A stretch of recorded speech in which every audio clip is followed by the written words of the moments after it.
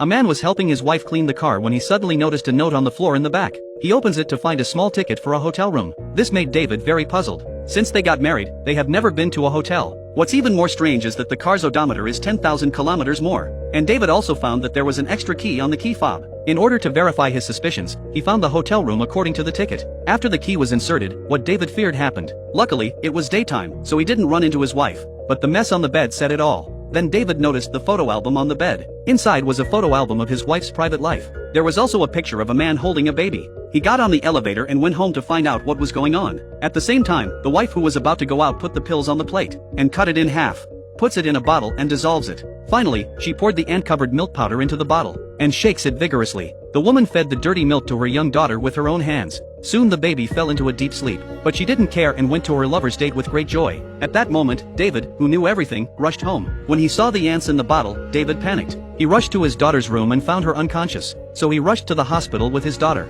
David's heart felt as if it was cut by a knife as he watched his daughter wailing in pain. He decided to punish this cruel woman, and this process shows David's high intelligence to the fullest. David is usually an introvert and not very expressive. Due to the economic crisis, he lost his job. Apart from being a housewife, he spends his free time reading romance novels. His wife is the director of a foreign language institution. Since David lost his job, women have been looking at him differently. Their lifestyles have changed over time. David lived frugally. His wife, on the other hand, was a spendthrift. That day, she and her assistant were just about to have an affair when the receptionist called. The wife asked the receptionist to send David away, but her husband was waiting at the door. The nervous woman unlocked the door and stabilized herself. She tells David she's organizing paperwork with her assistant. She then introduced them to each other. David's suspicions begin to grow when he sees the awkwardness of their faces.